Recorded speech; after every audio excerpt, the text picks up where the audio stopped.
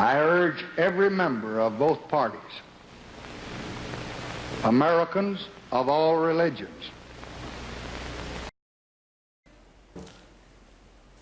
Hey everyone, I hope you're having an awesome day. It is Kim Barnes Jefferson here of the Fabulous Fit Squad, and I help women to break free of the diet mindset so they can live a life of balance, power, and harmony. So today we're going to really focus on that whole balance and harmony. I find so many women who just get themselves wrapped around the axle about so many different things that some of it really doesn't even matter. Yep, I said it out loud. Some of it just doesn't even matter. And so what I want to do is really, break down some of the things that we get so wrapped up so that we can keep the main thing the main thing. I probably about 2 weeks ago, I posted on my Facebook wall and I said, what's the one thing that keeps you from living the healthy life you want to live? And I was shocked about the number of responses that I got. And then it was surprising, it kind of boiled down to two. And one of the biggest things was time. And one of the other things was not knowing what to do. And tonight is all going to be all about time. And I was trying to come up with this analogy, and I was like, what's a good analogy? What's a good analogy? And then I came up with, how we always say, I'm going to have a baby when the time is right. I'm going to get married when the time is right. I'm going to move to wherever when the time is right. There's never a right time. For everyone who's ever had a baby, did you say, you know what, I want to have a June baby, so I'm going to get pregnant here, blah, blah, blah, blah, blah, and then miraculously you have a June baby? No. Because that's not how it works. You say you have a June baby, and the next thing you know, you're like, hey, look at me, I'm having a Christmas baby. And you figure it out. You have this little bundle of life, and you figure out how are you going to make this little bundle of life work. So that's the same thing with anything in your life. It's a matter of figuring it out. And, as we go through today's program, I'm going to, reference one of the biggest people kind of helped me organize myself and organize my time was Steve Covey. And he was really, it was really pivotal of some of the things that he said. And it was kind of, the biggest thing was to begin with the end in mind. And so many of us, we do have an end point, but it's sometimes our sticking point, because I also hear from people, when this happens, then X will happen. And they put so much emphasis on the X that they don't think about solving for Y. And, back in high school algebra, there was an X and then there was a Y. And you had to solve for both in order for the equation to fit. And so if you're always focusing on the someday, you're never going to focus on today. So today we're going to talk about today, which I call the X. So we as women, we put so much pressure on ourselves. We put our pressure on ourselves to be the best wife, to be the best employee, to be the best mom, to be the best this, that, the list goes on and on and on and on and on. But if we were to say, and I always think of you grow up and everyone, you always had to pretty much do everything with a cape on. And I look at balance as the scales of justice, where it's you put a little, a seesaw, someone's a little heavy, someone's a little lighter, someone's a little heavy, someone's a little light. So if you imagine if there was marbles in my hand, something's got to give. You can't always have this, everyone's I'm looking for balance. I'm going to say there's no such. But what I do say is that sometimes you got to take from the right and give to the left. Take from the right, give to the left. And if we were to say the right hand is you and the left hand are your other obligations, for women, sometimes this right hand always drops below the surface. And all the other obligations all go up and up and up and up and up. Because God forbid you take 5 minutes for yourself. God forbid, you're not the mom who's always baking the most elaborate brownies. God forbid you're not the employee who's first in, last out. So it's where do you take the pressure off so that, you're equal? that there's, there might be a little of this, but it always seems like it's more like this for a lot of women. So, we also live in a world of mind chatter, and guilty. I got some severe mind chatter. And our mind chatter is always playing that woulda, coulda, shoulda game. And second guessing, overthinking, overanalyzing, so that we completely push ourselves out of the game. We don't even get a chance to sit on the bench, put some shoes on to get in the game. We've already overthought ourselves, overanalyzed ourselves, that why should I try? It's not gonna work. It's not for me. I've been there, done that, blah, blah, blah, blah, blah. And we never even get off the bench. And today I want to talk about how do you put you in your priority, so that your priority isn't perfection. Your priority is just getting stuff done. And if this wasn't a family show, stuff would be called something else. I hope you're picking up what I'm putting down. So most of you most of you may not be aware, but I did fitness competitions for 9 years. And during those 9 years, my life was completely out of balance. I was either on a program or I was off a program. I was like a light switch. And that light switch it was manic. I was either like manically measuring and weighing everything I put in my mouth, or I wasn't. And it was a party. It was like, game on. I mean, I would walk into my favorite restaurant and they would be like, Kim, are you on or off the wagon? And because they would know, because I would order some crazy stuff. To the point, the chef knew me, because he would be like, so do you look at my menu like a shopping cart? Because you will put together, oh, you got beets, and then you got this, and you got this, and then I'm going to put it all together. And I was like, kind of. And so it just became a joke, and so now, we became regulars because he put up with it. And I'm sure he wanted to choke me out a couple times. But when I was competing, I spent so much brain power on, is this right? Is this wrong? Oh my gosh, what's it going to look like? What's it going to be like?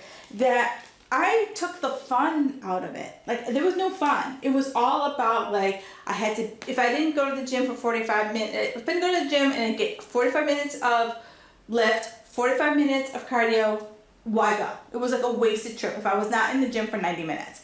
And now I look back at myself and I'm like, oh, sweet Jesus. Sweet, sweet, sweet, sweet Jesus. I give props to my husband, who put up with all my Cocoa Pops up in there. And, he would refer to me as no fun Kim, because I was so manic. It was everything had to be perfect and measured and this and that, and oh, good God. So I was not living in balance. I was totally all about my workout. Everything else surrounded it. It was if my workout and my gym time and my food were the center of the universe. They were like the sun, and everything in my world circled around it. And so, what I really wanted to, I really struggled. So when I finally stopped competing, I struggled, because I was I had such a structure to my world, and it was I was so burnt out with that structure that I just couldn't. I could not. I was just done. I could not be that person, that machine that was just going all the damn time. So I struggled. So what I ended up doing was just completely binging, losing my stuff. And finally, I came to a place of all right, I need to have some peace and balance. I need to have some harmony around this. I can't be, all about my food and exercise. I needed to have some life. I needed to have some relationship time with my husband. I needed to have some relationship time with my other family members. I needed to have some time with my friends. I needed to have just some downtime. So I needed to be able to take that scale and make it a little bit more even, make it a little bit more balanced. Because I was not present. I wasn't my present. I was literally going from meal to meal to gym to meal to meal to meal to gym. So, I totally lost my train of thought. So, Stephen Covey says that I I am not a product of my circumstances. I'm a product of my decisions. And so many people will tell me, well, my kids or my job or my whatever, and that's a circumstance. My circumstance was I made everything about my workouts, so the total circumstances, and I completely revolved it around it. And then I made decisions based on what my circumstances were, right? So what if you flip the script and you said to yourself, I'm going to decide that I want to get healthier, okay? Decide. And when you decide that you're going to get healthier, you have to take an action. So the action is, I'm going to get healthier, and then you kind of look at what your priorities are. And if healthy becomes a priority, and I always tell people, like, you can only have like 3 priorities. And so if you kind of rank it out, that like, it could be like your family, your job, then health, or it could be health, family, job, whatever the order is, you have to find a way to squeeze in time for that, so that you have that balance. You have to find a way to squeeze in time. So when you prioritize, you schedule it. And I'm a big believer of scheduling, even in your workouts, even my food. Everything is scheduled because it's really easy for when you go all willy-nilly, it's really easy for things to not happen. And when things don't happen, that's when you end up like eating someplace that you're like, oh, I know I shouldn't, but it was there and I'm starving and this, that, blah, blah, blah, blah, blah. So one of the best things that I do is, I every Sunday I sit down and I say, okay, what's my week look like and when can I put in my workout? And I don't overcommit it. I say I'm going to work out 3 to 4 times in a week. Most times I hit more, but it's my bare minimum. And that way I don't have any pressure. I had a client that used to be like, I'm working out 5 days a week. And she could only work out Monday through Friday because her kids were always going to different, sports tournaments. So she's like, I'm literally Monday through Friday when I'm at work is the only time I could work out at lunchtime. And she would get so frustrated when, maybe her kid got sick or, she had to do a project at work and she couldn't come at lunch. And she would just get so frustrated. And I'm like, dude, what if you said, I'm only going to commit to 3 days and you got those 3 days in? You win. And if you got 5 days in, you're in the bonus round. And she could not get her head around that for the longest time. And finally, when she did it, she's like, it feels really good when I'm able to hit my commitment. And I was like, yeah, and it makes you want to keep going. Because when you keep failing, do you want to do something that you feel like a failure at?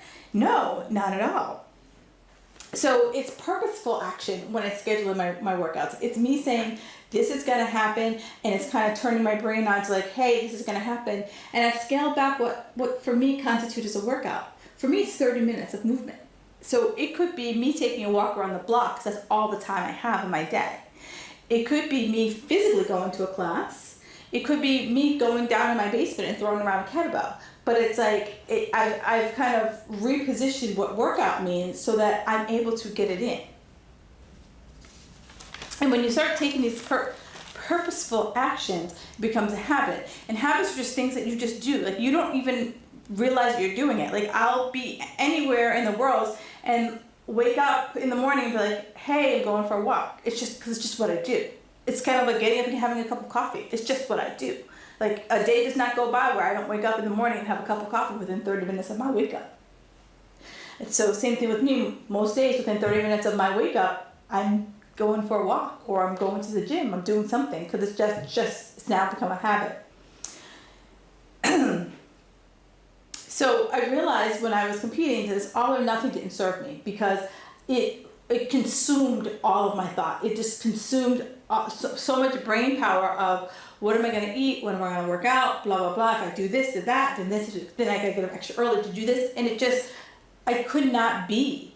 I look back and I'm like, how did I survive that? Because I was not in my own mind at that time. And I wanted to live a life where my world didn't revolve around my workouts and my food. I wanted to live a life around, just what I wanted to be, not just this physique athlete. And so I came up with what I called structured flexibility, so that I had some structure, but it wasn't so rigid that I felt like a prisoner in it. It wasn't so rigid that I felt like I always wanted to cheat on it. And that's where I feel like a lot of you guys get caught up, is that you create this like meal plan, and it's like, if it's not on this piece of paper, I can't have it. And then you go to like a restaurant and something's that it's not, nothing's on this piece of paper, and you're like bumping into walls, you're lost, you're confused, because you don't have that flexibility that, you know, it's okay for you to go out. It's okay if you want to have an ice cream cone on a hot Saturday night. It's okay if you want to have a glass of wine on date night with your partner. It's okay to go to a wedding and have a piece of the wedding cake and not be like, I gotta wake up tomorrow morning and burn it off. Like, it's okay just to be like, go to bed and be like, that was great cake. So what I also had to start doing is schedule in what I call mellow yellow time. Just like legit time where it's just Netflix and chill, just things that I just don't, there's no plan. There's just sitting. If I'm just sitting reading a book for pleasure, sitting watching endless hours of TV, binge watching something, it's scheduled in there just because it's so easy for us just to get on the go train and not feel guilty about it. The other thing I schedule in is sleep, because if you don't have 8 solid hours of sleep, it's kind of like, you know, plugging in all of us plug in our cell phone at night, right? So if I don't get a full charge, then I'm at, you know, what, 60% all day, 60%. And you think you're doing great, because we've never fully plugged in to get to 100%. You never realize like how fast your thought process can go, how like clear your thinking can be if you are fully at 100%.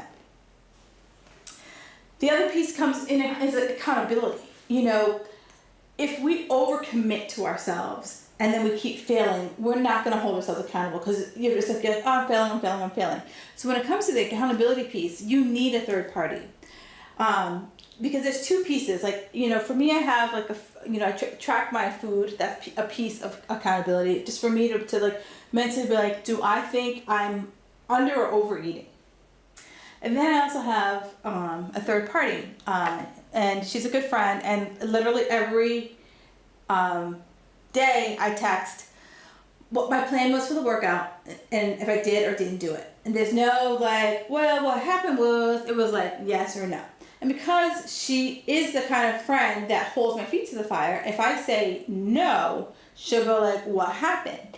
And, you know, when you have that kind of relationship, you don't want to be like, well, I just didn't feel like getting out of bed. Like, you know, you want to be like, you want to have like a real thing, like, oh my gosh, there was a real reason. Like a few months ago, I was on my way to the gym and woke up to a flood in my basement. So, really couldn't go to the gym. Legit reason, she's like, okay, clean it up and hopefully you can get to the gym tomorrow. So those kind of things. If you want that partnership that can tell you like when you're falling off the wagon, who can say, you know, girl, stop fooling around, stop messing around. Get back on before you get too far down the path. You don't want that friend who's like, it's okay, you'll do better tomorrow. No, you don't need that friend. That friend's good when like you break up with a boy. That friend isn't good when you're trying to create habits to build upon. You also want to, schedule in food that you love. You know, I have a friend who calls it preemptive eating.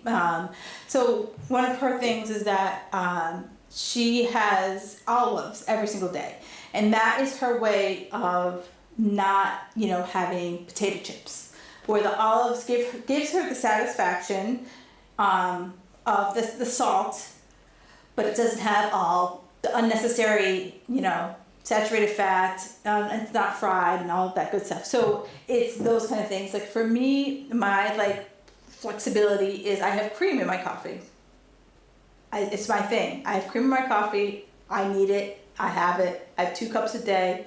It's not a big deal, and that's what keeps me sane, and that's what keeps me eating clean, because I have that in my coffee. So some people, I have another client that she has 3 strips of bacon every day, and that is her she goes, that gives me sanity. That helps me to stay within my world and not lose my stuff. So it's like figure out what are some of the things that are your not food non-negotiables. Like for me, coffee, it's just not gonna not happen.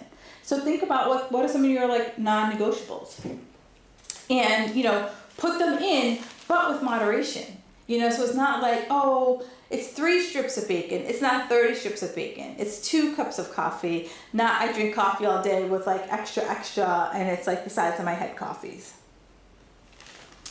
One of my other clients, she talks about, she's a behavioral scientist, so she's got a lot of smartness up here.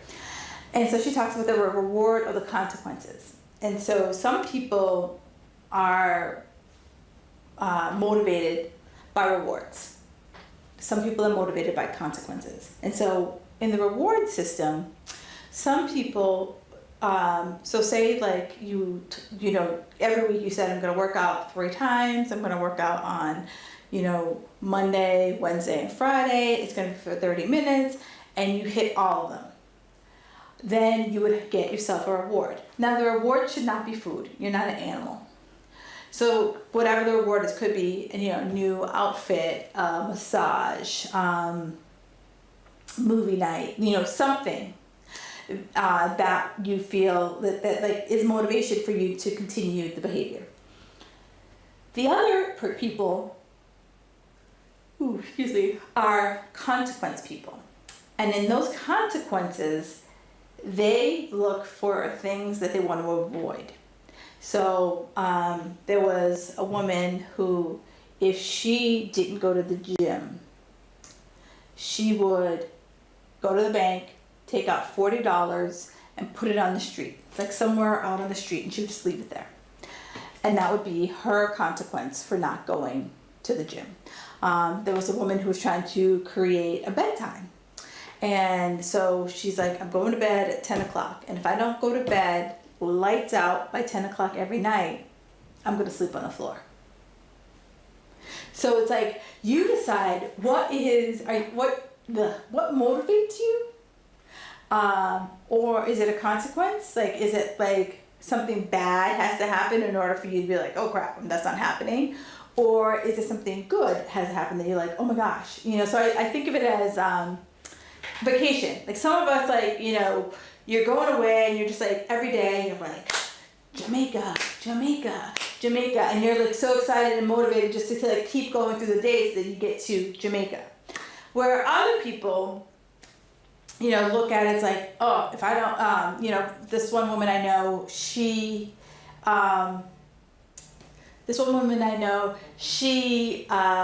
purposefully goes to classes where she has to pay money. So like, those like boutiques where like if you don't cancel by a certain date, cancel by a certain time, they take your money. And so she purposely goes to those classes because that's incentive for her not to like blow off the class. So those depends on what your motivation is as far as like what gets you going. So you need to just decide that, and like that's also part of the accountability factor. Because she uses it as accountability. She's like, if I know I'm going to go because I don't want to pay any money. So, and I know that if I don't go, someone's going to call and be like, hey girl, or she's going to get an email that says, hey, you didn't show up. And so she's like, I'm going to feel bad. So it's like really deciding like what is your big thing. The other thing is I want you to scale back how you look at your goals. Like so many people will look at their goal and they're like, I have this far to go. And you're just like, that's a long way to go. But what if you said, I have this far to go, but if I break it down into 30-day chunks, and it's like 30 days, 30 days, 30 days, 30 days. I always blow this one, but I'm gonna try it. Inch by inch, it's a cinch. Mile by mile, it takes a while. Anyone knows that, let me know. But I use this analogy all the time, and I always, like, it just never sticks in my head. But I think what I just said was the right one. But if you just, like, it's just inch by inch, like, step by step by step. I think it's also someone says, like, how to eat an elephant one bite at a time. So it's step by step. So it's like, be motivated. For 30 days, I'm going to try to do this. Okay, great. Awesome. 30 days. do this, 30 days do this. So eventually you're adding up. You know, I want you to think about, I live in New England, so a snowstorm. You know, some of our big kind of like blockbuster snowstorms where we get like 30 plus inches of snow. It doesn't happen in an hour. 30 plus inches of snow happens over time. So it's like, it might sometimes come down like an inch an hour. So it's like inch by inch by inch by inch, we get a blizzard. So imagine inch by inch by inch, you're crushing your goal. And you know, you're able to look back and be like, wow, look how far I've come. Versus looking at ahead and be like, gosh, I have so far to go. You know, really want you to like always be in a positive mindset, because that's when you're going to feel excited. And feeling excited makes you want to do stuff. When you feel like it's a grind, you feel like it's a diet you want to cheat on, you're going to cheat on it. You're going to cheat on it big time. Then you're going to feel guilty. Then you're going to want to figure out, how do I quickly like undo what I did or my guilt. And this whole sabotage cycle starts over and over and over and over again. So it's, you know, it's, he's making these like, and if you do fall off, like who doesn't? Who doesn't have those times, those days? It happens to everyone, guilty. But it's like, I don't beat myself up anymore. I was like, you know what? That happened. I'm moving on. And the big key is like, they don't happen all the time. It's like, you know, every kind of like, I can't even really predict it, that it happens, but it is going to happen. And I know it's going to happen. And I'm going to use my best intentions for it not to happen. But if it does, I'm not going to go 30 rounds in my brain. You know,